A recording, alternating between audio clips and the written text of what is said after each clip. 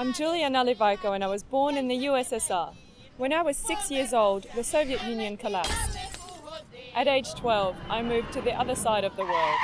Ever since, I've been asked the same questions. What's it like over there? What's borscht? Do they drink vodka like water? Do bears roam the streets? So now I'm going back to find the answers.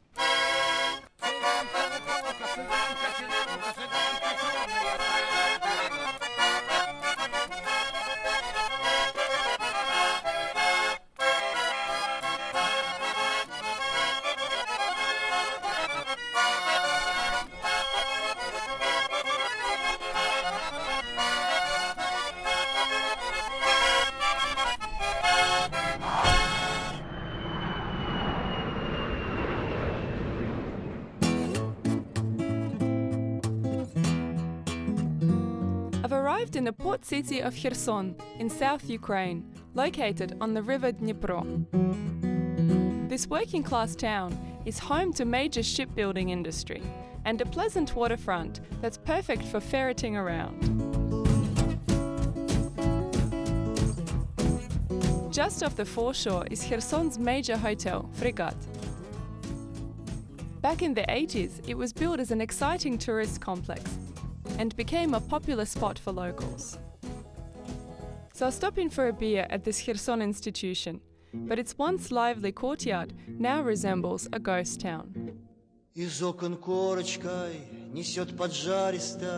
hotel is not the only reminder of Kherson's former glory, with many fading remnants of its Soviet past still standing.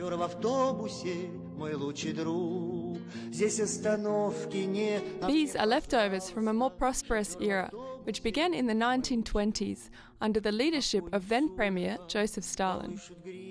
During his reign, the Soviet Union underwent a mass industrialization, resulting in a major investment in infrastructure. But in 1991, the Soviet collapse brought all industry to an abrupt halt. Parts of Kherson were left to crumble, a fate typical of smaller cities in the Soviet bloc. Despite the USSR's subsequent failure, the wheels were set in motion to bring it into the 20th century, and this was widely considered Stalin's highest achievement. But his legacy is a double-edged sword. This is Klavdia Agibalova. She's lived in Kherson since 1964. I know her as babushka or grandma. Her father Pavel was a peasant farmer in the Russian Republic of Bashkortostan, where he worked on a collective farm.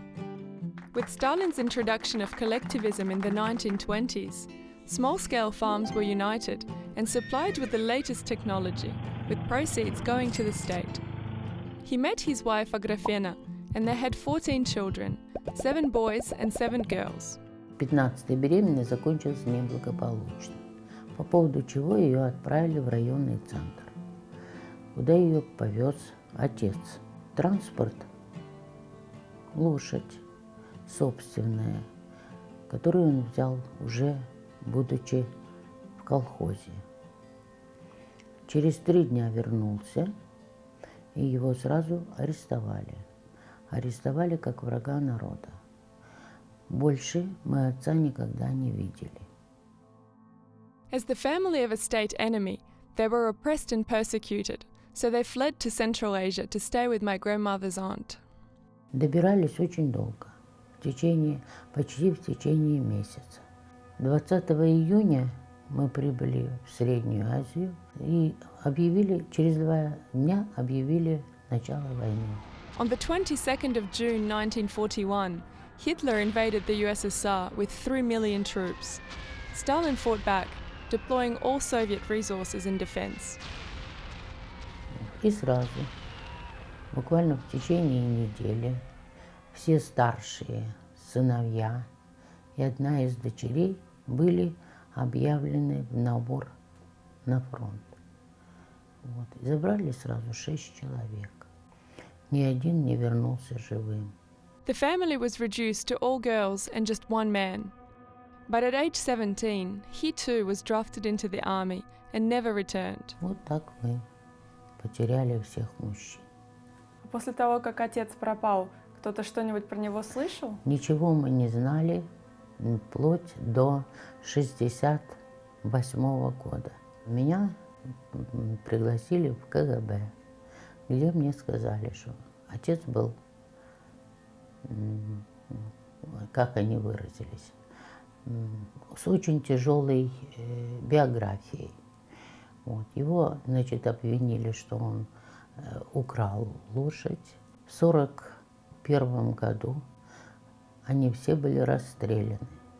Неизвестно ни место захоронения, ни время захоронения. My great-grandfather was one of an estimated 20 million people murdered under Stalin's rule. It's unsettling to know that my own family suffered at the hands of an infamous dictator. But ultimately, my family is just one among countless others with a similar story.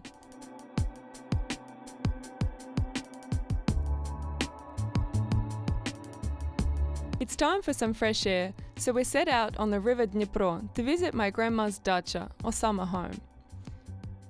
It's located on a purpose-built island in the marshlands just outside of Kherson, where fellow dacha owners, or dachniki, form a close community.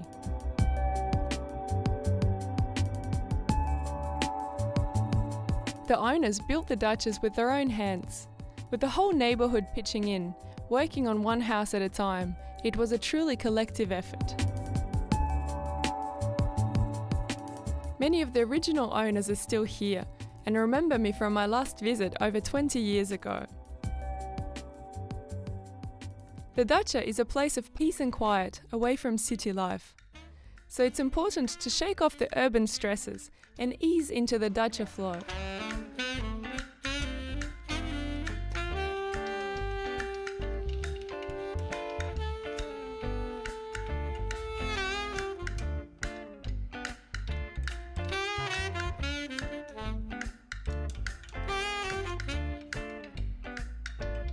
The dachas were originally intended as a way to supplement Soviet salaries with homegrown food. Today, the tradition of home cultivation has become a national pastime and somewhat of a competition between neighbours to see who can make the best tomato juice.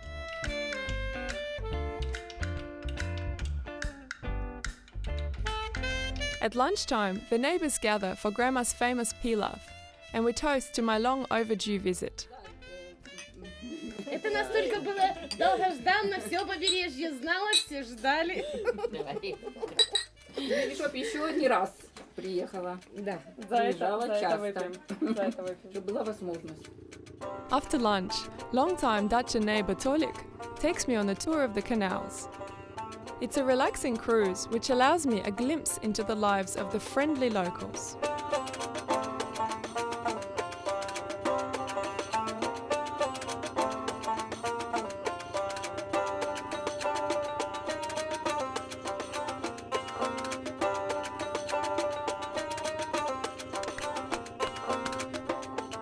The Kherson region is famous for its nature reserves, generously irrigated by the Dnipro, and the waterways are teeming with wildlife.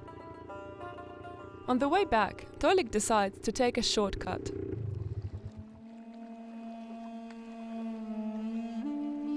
But with nothing but reeds in sight, we're suddenly lost deep in the Ukrainian jungle, left at the mercy of local predators.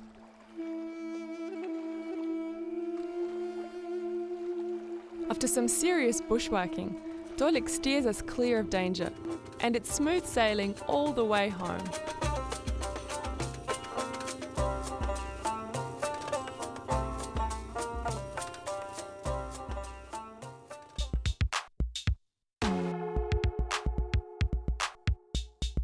Back in Kherson, on a stroll around the neighbourhood, I stumble upon an unusual scene. A display of strength and agility way above average for general yard play. Это новое движение, сформировавшееся, называемые турникмены мы зовемся. Турникмены — это люди, занимающиеся обычным дворовым спортом, то есть это смесь гимнастики с акробатикой, возможно, с какими-то элементами спортивной гимнастики, художественной. Наши основные снаряды — брусья, турники, кольца. Здесь занимаются люди, которые не пьют, не курят. Мы ведем здоровый образ жизни, занимаемся стрит-воркаут. Это пошло с Америки, оно очень сейчас у нас распространено в Украине, в России. Многие приходят к нам, мы их тренируем. В итоге мы ездим потом в большие города, такие как Киев, Харьков. Там тренируемся и принимаем участие, выигрываем. Ну, мы показываем, что наш город тоже чего-то достоин.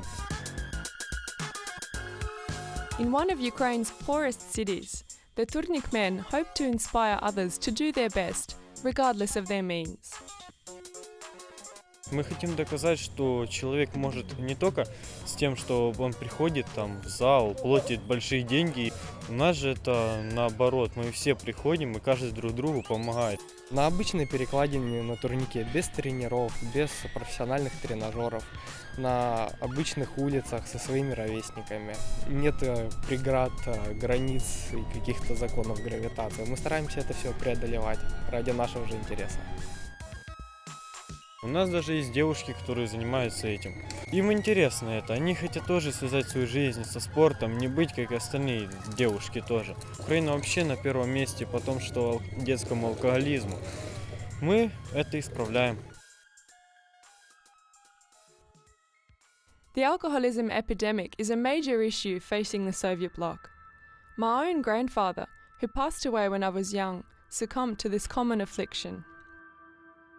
У него была тенденция выпить понемножку, потом больше, и, наконец, превратился в постоянное желание выпить, в результате чего пострадало сердце, и на 57-м году жизни он умер от инфаркта миокарда. My grandmother's been a widow for 20 years, and her story is typical in the Soviet bloc, where women outlive men by an average of 12 years. This low male life expectancy is largely blamed on alcoholism. Как ты думаешь, откуда берется потребность пить в российском обществе? Я думаю, что больше всего от безысходности, от потери интереса к жизни, от разных неприятных ситуаций. Неустроенность, отсутствие нормальных квартир, нормальной зарплаты, нормальных условий жизни, коррупции, которая сшибает, кого хочешь, голову сорвет. Ну и бедности тоже. If the past 20 years have brought improvements to Ukraine, they're not immediately obvious in Kherson, where the greyness of the Soviet era remains. So a trip to my next destination, Odessa, is like going from black and white to Technicolor.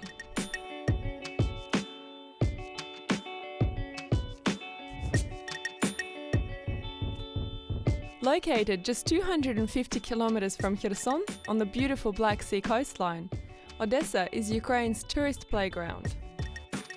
It was for many years the Soviet Union's most glamorous holiday destination.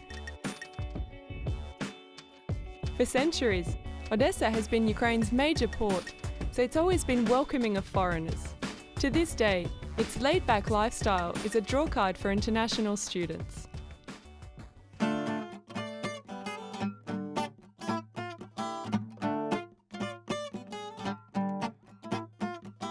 Ecuadorian music student Leonardo has been living in Odessa for over 2 years. Odessa is a wonderful city. I love it really much. Yeah, Odessa is a very touristic city. Also, it's a very old city, so it's like fun and historic in the same time. So this makes a wonderful Odessa. Originally designed by Italian architects, Odessa's beautiful facades, leafy boulevards and cobblestone streets give the city a Mediterranean charm. People here are very friendly, so this makes me happy and like feel at home here. And the culture food here in Ukraine is different, but now I really like. With its mixture of influences, Odessa is the place for food lovers.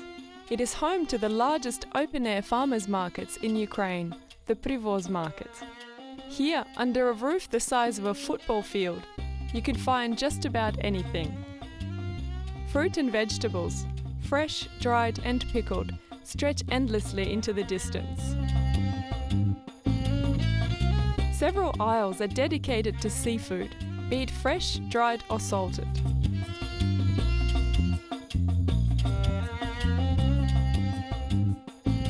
Dried fish holds a special place in the hearts of Ukrainians, especially when accompanied by an ice-cold beer.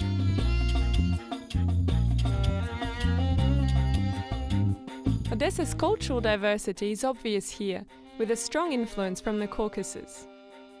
Pomegranate juices adorn every corner, and traditional Georgian sweets swing in the breeze.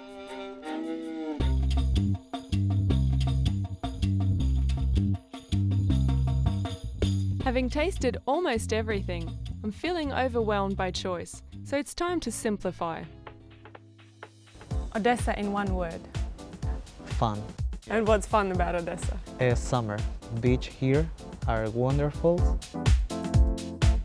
With Western-style resorts adorning its coastline, Odessa rivals the beachside playgrounds of the Mediterranean. Its beaches may not be the most pristine, but they never fail to attract sun seekers, and finding a spot on the sand can be a challenge.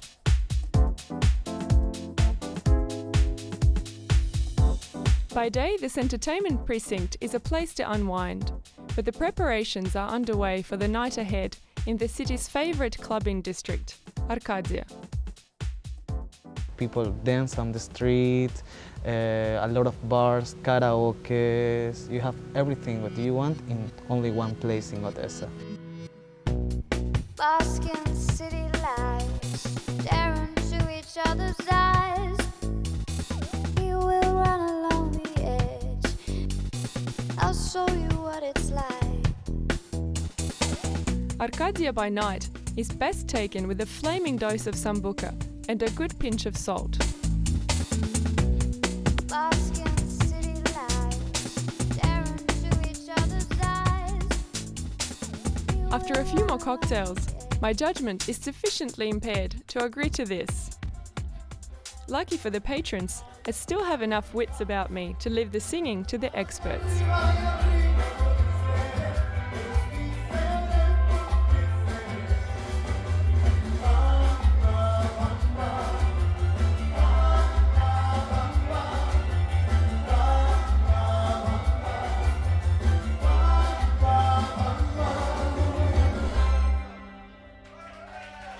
Arcadia is everything promised, a night-clubbing mecca and a party destination for Europeans. There's one draw card in particular that Odessa is famous for. Ukrainian girls. You have a lot of beautiful girls, high heels, a lot of makeup. People come to Odessa to have fun and, who knows, find some Ukrainian wife. Have you managed to find one? No, I have a lot of friends. In a country known for its women, Odessa stands out as the hot destination to make friends.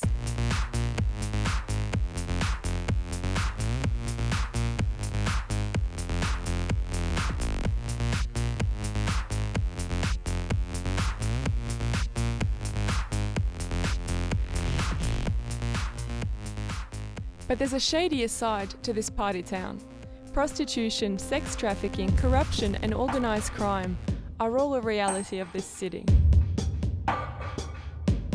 Girls from all over the country make their way here in search of opportunities unavailable elsewhere. Ukraine's tough economic conditions make Odessa's bright lights seem even brighter.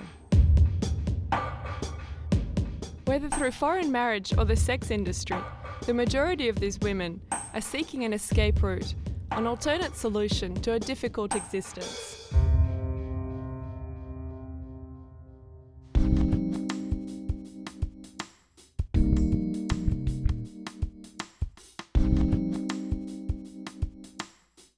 Since the Soviet collapse, Men as well as women have had to adapt to their circumstances to make a living.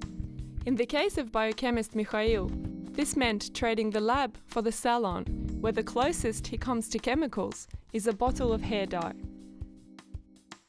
I can earn 10 times more money from hairdressing than as working in laboratory like researcher. One of the problems of Ukraine of that biology and medicine can earn a lot of money to live. So like every person in this country try to find out some another opportunities, some another job, some another way to survive, to live. One of the opportunities, maybe I want to go somewhere abroad to work in States or somewhere in Europe.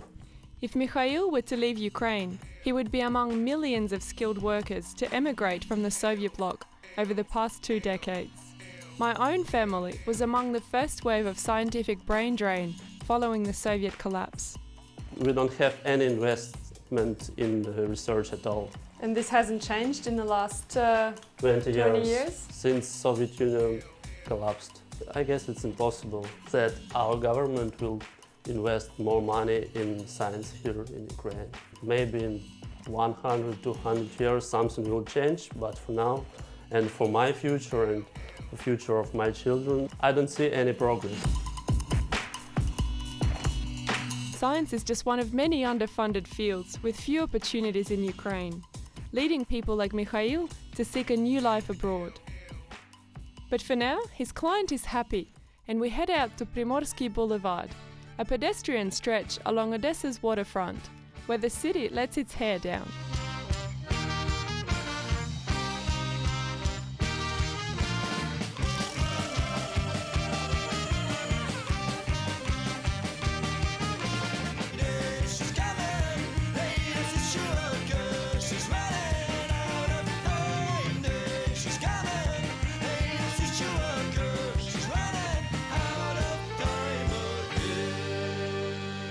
Cosmopolitan and culturally diverse, Odessa may have a European personality, but it's still a Ukrainian city at heart.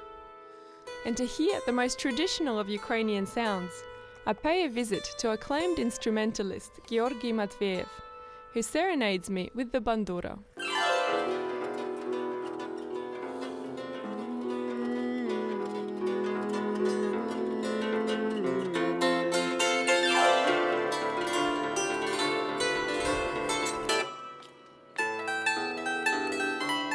Бандура – это украинский народный инструмент. Предком бандуры была кобза. В ходе длительного процесса эволюции кобза превратилась в бандуру.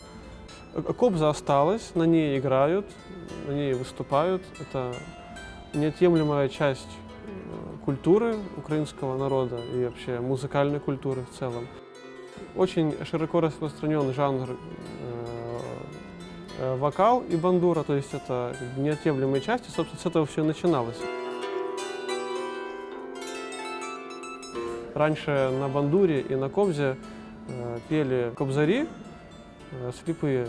Они открывали народу правду, то есть они ходили по селам, вообще по стране и исполняли думы, героические эпосы, баллады, народные песни. И очень часто они затрагивали политические темы, да, и, естественно, это не всем нравилось, а что творилось при советском режиме, то есть массово их уничтожали все.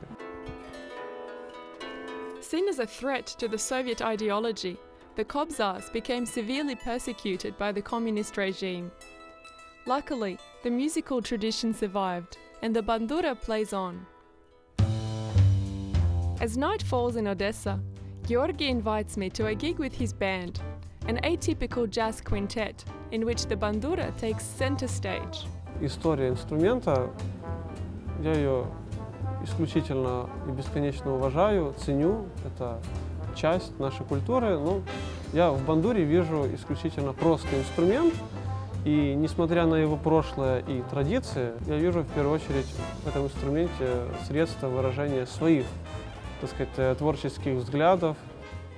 Georgy and his band comfortably weave classic bandura with Western-style jazz, creating a unique hybrid unimaginable just 20 years ago.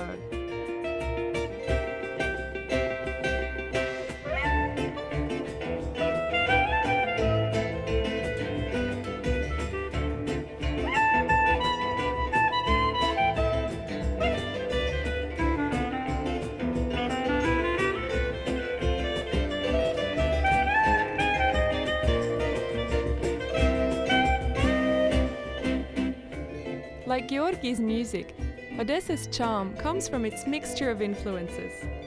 Soviet remnants blend with Western hedonism, leading the way in Ukraine's progression towards Europe.